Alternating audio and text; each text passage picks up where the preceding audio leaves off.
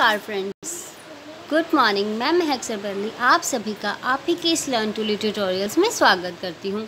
Friends, जैसा कि आप सब जानते हैं, ये चैनल सिर्फ और सिर्फ आप ही लोगों के लिए बनाया गया है। इसके माध्यम से पूरे भारत में मौजूद बच्चे जो शैक्षिक परीक्षाओं में उत्तीर्ण होना चाहते हैं 100% निःशुल्क तैयारी कर रहे हैं। ठीक है, तो ये जो चैनल है, इस चैनल में हम आपको UGC, NET, JRF, CTET, PTET, KVS, NVS, MEd, BEd और इससे संबंधित कई ऐसी परीक्षाओं की तैयारी करवा रहे हैं। ठीक है फ्रेंड्स, ये चैनल भारत का 100% निःशुल्क सोशल एजुकेशनल चैनल है। इस चैनल को ज़्यादा से ज़्यादा लाइक कीजिए, सब्सक्राइब कीजिए और जितना ज़्यादा हो सके उतना शेयर कीजिए और बेल बटन को दबाना ना भूलिए। इससे आपको हमारी डेली की जो वीडियोज़ हैं वो आती रहेंगी। ठीक है फ्रेंड्स, तो अभी इस टाइम पे हम कर रहे हैं यहाँ पर UGC, NET, JRF, CTET, PTET Hindi paper 2 की तैयारी, जिसके अंतर्गत हम व्याकरण का भाग जो है वो कर रहे हैं। और व्याकरण के अंदर हमने संधि, समास, लिंग, वचन, संज्ञा कर लिए हैं और अब हम जो है वो करने वाले हैं विशेषण। ठीक है, विशेषण क्या होता है, इसके भेद, इसके नियम, ये सब हम करेंगे। अब विशेषण का अगर हम शाब्दिक अर्थ देखें तो विशेषता उत्पन्न करने वाला या विशेषक। विशेषण का शाब्दिक अर्थ होता है विशेषता उत्पन्न करने वाला या फिर विशेषक। मतलब जो शब्द किसी संज्ञा और सर्वनाम की विशेषता बताते हैं उसे विशेषण कहते हैं। जो संज्ञा या सर्वनाम की विशेषता बताते हैं उन्हें विशेषण कहते हैं। अर्थात जो शब्द गुण, दोष, भाव, संख्या, परिणाम आदि से संबंधित विशेषता का बोध कराते हैं। जो शब्द गुण, दोष, भाव, संख्या, परिणाम आदि से संबंधित विशेषता का बोध करवाते हैं उसे विशेषण कहा जाता है। विशेषण एक विकारी शब्द होता है। जैसे बड़ा, काला, लंबा, ये विशेषता है ना उसकी कि वो बड़ा है, काला है, लंबा है, दयालु, भारी, सुंदर, कायर, टेढ़ा मेढ़ा, एक, दो, चबीर, पुरुष, गोरा, अच्छा, बुरा, मीठा, खट्टा आदि, ये सब किसकी विशेषताएं, संज्ञा या सर्वनाम की विशेषता बनाने वाले शब्दों को विशेषण कहा जाता है और ये विकारी शब्द है। सरल शब्दों में अगर हम बात करें, जो शब्द विशेषता बताते हैं उन्हें विशेषण कहते हैं। विशेषण लगने के बाद संज्ञा का अर्थ सीमित हो जाता है। इसका अर्थ ये है कि विशेषण रहित संज्ञा से जिस वस्तु का बोध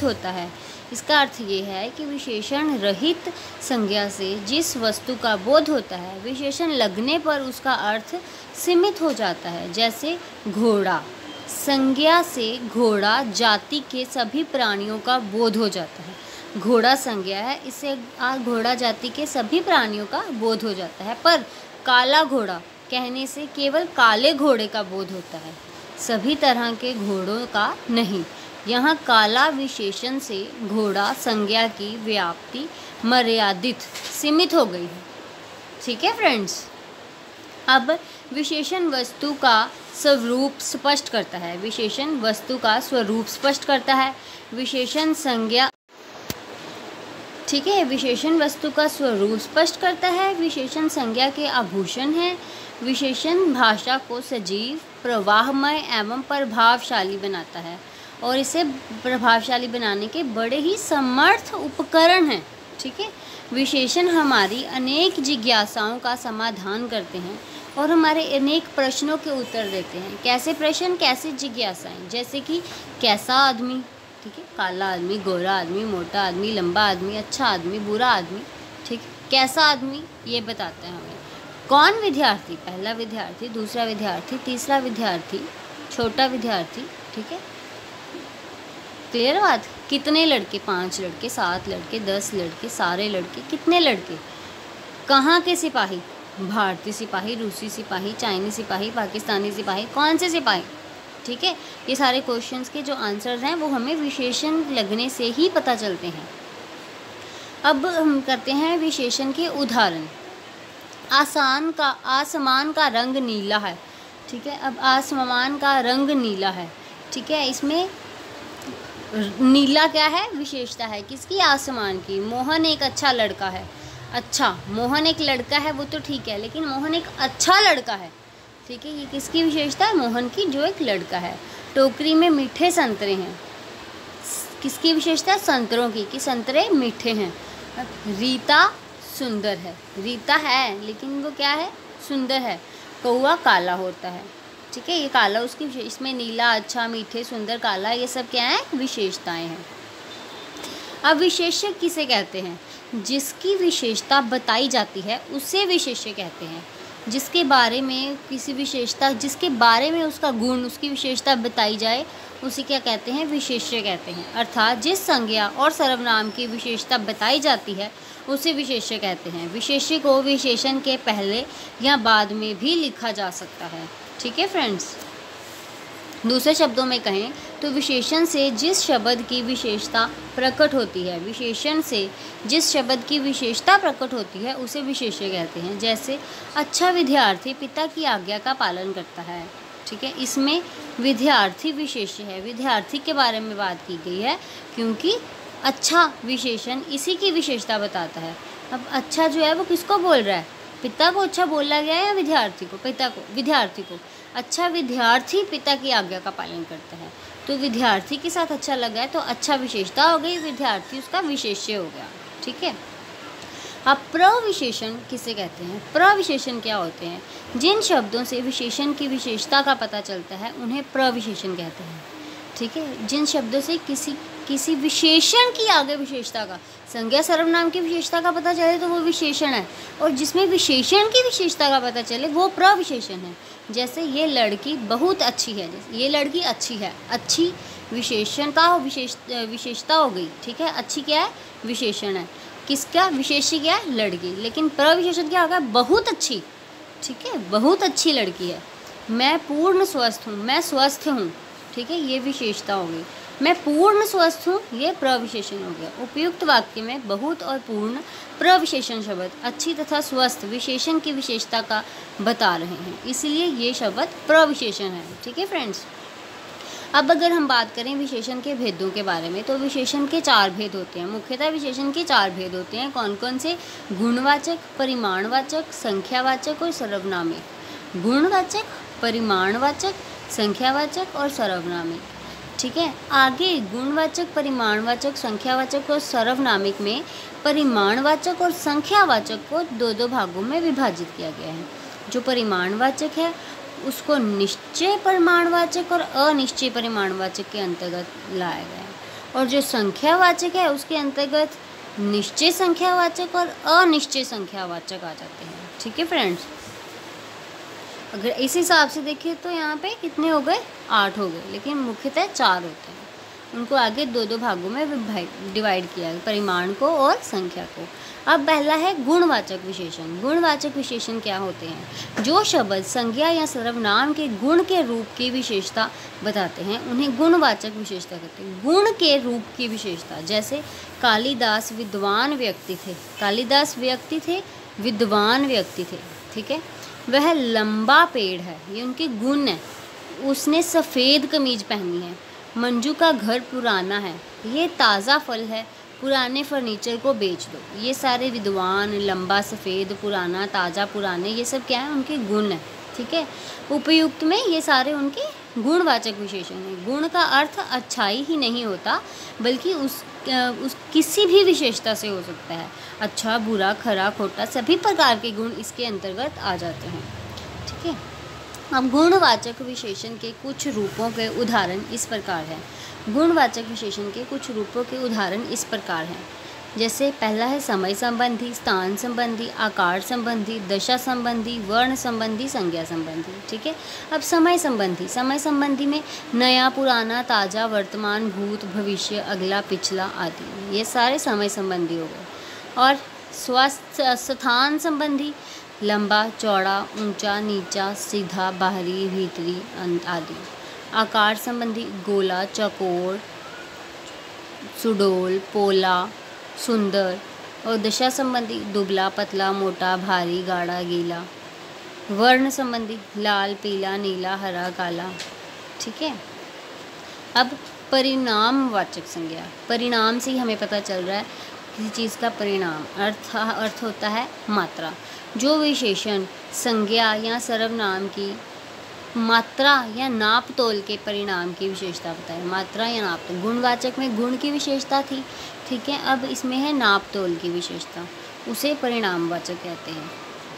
अब दूसरे शब्दों में कहा जाए तो वह विशेषण जो अपने विशेष्यों की निश्चित अथवा अनिश्चित मात्रा, अब नापतोल में निश्चित भी होती है और अनिश्चित भी होती है, इसीलिए उन्होंने इस कन्फ्यूजन को दूर करने के लिए यहाँ पे निश्चित परिमाणवाचक और अनिश्चित परिमाणवाचक दोनों को परिमाणवाचक के अंतर्गत रखा है। दूसरे शब्दों में कहा जाए तो वह विशेषण जो अपने विशेष्यों की निश्चित अथवा अनिश्चित मात्रा परिमाण का बोध कराएं परिमाणवाचक विशेषण कहलाते हैं। ये किसी वस्तु की नाप या तोल का बोध कराते हैं। ये किसी वस्तु की नाप या तोल का बोध कराते हैं, जैसे सेर भर दूध, तोला भर सोना, ठीक है, थोड़ा पानी, कुछ पानी, सब धन, घी लाओ और घी लाओ, 2 लीटर दूध, बहुत चीनी इत्यादि। इसमें सेर, तोला, थोड़ा, ज़्यादा, कुछ, सब और 2 लीटर, ये सारे क्या है, परिमाणवाचक विशेषण के अंतर्गत आते हैं। अब इस विशेषण का एकमात्र विशेष्य द्रव्यवाचक संज्ञा है, जैसे मुझे थोड़ा पानी चाहिए, बहुत प्यास लगी है। मंदिर में धाम देने के लिए 4 क्विंटल चावल चाहिए। उपर्युक्त उदाहरणों में थोड़ा अनिश्चित एवं 4 क्विंटल निश्चित मात्रा है। यहाँ पे क्लियर हो रहा है आपको कि थोड़ा अनिश्चित है, थोड़ा कितना, इतना, इतना, इतना, कितना, और 4 क्विंटल ये निश्चित है, 4 क्विंटल को हम नाप सकते हैं, ठीक है। इसलिए निश्चित और अनिश्चित दोनों ही परिमाणवाचक संख्या के अंतर्गत आते हैं। परिमाणवाचक विशेषण के 2 भेद हैं, निश्चित परिमाणवाचक विशेषण, अनिश्चित परिमाणवाचक विशेषण। अब निश्चित परिमाणवाचक विशेषण जहाँ पर वस्तु की नाप तोल का निश्चय ज्ञान होता है उसे निश्चित कहते हैं। जैसे 5 लीटर घी, 10 किलो आलू, 10 हाथ की जगह 4 किलो चावल, 1 लीटर पानी, 10 किलोमीटर, 1 एकड़ ज़मीन आदि, ये सारे नाप किए जा सकते हैं, इसलिए निश्चित परिमाण है। अनिश्चित परिमाण नाम से ही स्पष्ट हो रहा है, जहाँ पर वस्तु की नाप तोल का कोई निश्चित ज्ञान ना हो उसे अनिश्चित परिणामवाचक विशेषण कहते हैं। जैसे थोड़ा पानी, कुछ आटा, बहुत दूध, थोड़ा धन, बहुत मिठाई, बहुत घी, थोड़ी चीनी आदि, ठीक है। अब तीसरा आता है संख्यावाचक विशेषण। संख्या की विशेषता का बोध कराने वाले शब्दों को संख्यावाचक विशेषण कहते हैं, अर्थात जिन संज्ञा और सर्वनाम शब्दों से प्राणी, व्यक्ति, वस्तु की संख्या की विशेषता का पता चले उसे संख्यावाचक विशेषण कहते हैं। दूसरे शब्दों में कहा जाए तो वह विशेषण जो अपने विशेष्यों की निश्चित या अनिश्चित संख्या का बोध कराएं उन्हें संख्यावाचक विशेषण कहते हैं। यहाँ पे भी सेम परिमाण जैसी ही है कि निश्चित और अनिश्चित संख्या कैसी, जैसे 5 विद्यार्थी दौड़ते हैं तो ये कौन सी होगी, निश्चित। कुछ विद्यार्थी दौड़ते हैं तो अनिश्चित संख्या। 7 घोड़े घास खा रहे हैं, कुछ घोड़े घास खा रहे हैं, 7 घोड़े हैं तो निश्चित, अगर कुछ है तो अनिश्चित। इन वाक्यों में 5 और 7 संख्यावाचक विशेषण हैं क्योंकि इनमें घोड़े और विद्यार्थी की संख्या संबंधी विशेषता का ज्ञान हो रहा है। अब संख्यावाचक विशेषण को 2 भागों में बांटा गया है, निश्चित संख्यावाचक विशेषण और अनिश्चित संख्यावाचक विशेषण। सरल शब्दों में कहा जाए तो जिससे किसी निश्चित संख्या का ज्ञान हो वह निश्चित संख्यावाचक विशेषण है। कक्षा में कितने छात्र हैं, 40। कक्षा में कितने पंखे घूम रहे हैं, 1। डाल पर कितनी चिड़िया बैठी हैं, 2। प्रार्थना सभा में कितने लोग उपस्थित थे, 100। ये हो गए निश्चित संख्यावाचक विशेषण, ठीक है। जिन संज्ञा सर्वनाम शब्दों से किसी प्राणी, व्यक्ति, वस्तु आदि की संख्या का निश्चित ज्ञान हो उसे निश्चित संख्यावाचक विशेषण कहते हैं। सरल शब्दों में जिससे किसी निश्चित संख्या का ज्ञान हो वह निश्चित संख्यावाचक विशेषण है, ठीक है। वही जो हमने पीछे उदाहरण किया, कक्षा में कितने छात्र हैं, 40। कमरे में कितने पंखे घूम रहे हैं, 1।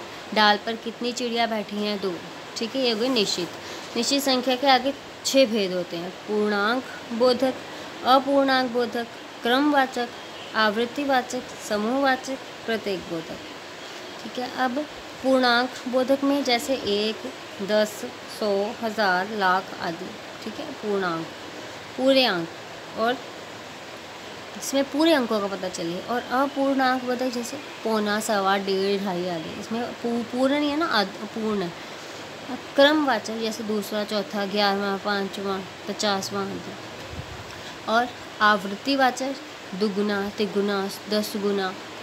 समूहवाचक तीनों, पांचों, आठों। प्रत्येक बोधक जैसे प्रति, प्रत्येक, हर एक, एक एक आदि। ठीक है फ्रेंड्स। अब अनिश्चित संख्यावाचक विशेषण क्या होता है? जिन शब्दों से संज्ञा और सर्वनाम की निश्चित संख्या का बोध ना होकर उसकी अनिश्चित संख्या का बोध हो, उसे अनिश्चित संख्यावाचक विशेषण कहते हैं। दूसरे शब्दों में कहा जाए तो जिस विशेषण से संख्या निश्चित रूप से नहीं जानी जा सके वह अनिश्चित संख्यावाचक विशेषण कहे जाते हैं। ठीक है। उदाहरण, कितने लोग बेहोश हो गए? कुछ। ठीक है।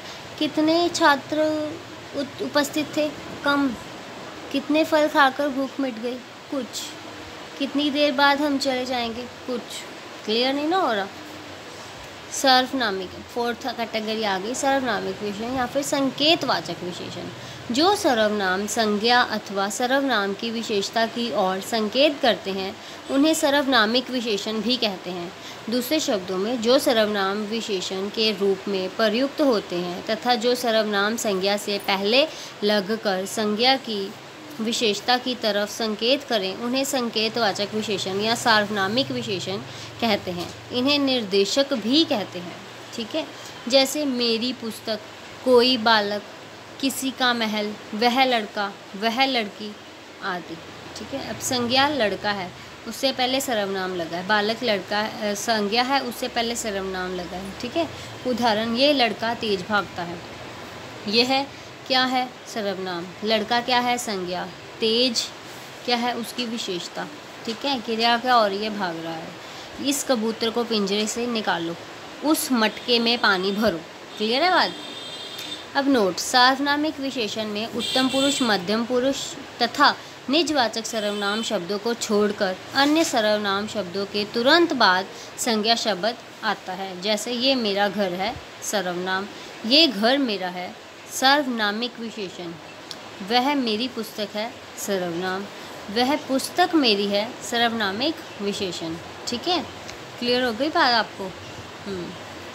तो फ्रेंड्स, ये हमने किए विशेषण के भेद, विशेषण की अवस्थाएं और विशेषण संबंधी कुछ महत्वपूर्ण बातें। उम्मीद है कि इस टॉपिक को देखने के बाद आपको ये क्लियर हो जाएगा। यूजीसी में ऐसे ही क्वेश्चन पूछ लिया जाता है कि ये कोई भी आपको बता दिया जाता है और कहा जाता है बताइए जी ये कौन सा विशेषण है। ठीक है। ठीक है फ्रेंड्स। तो थैंक यू फॉर वॉचिंग। इस चैनल को लाइक और सब्सक्राइब ज़रूर कीजिए और जितना ज़्यादा हो सके शेयर कीजिए। Thank you.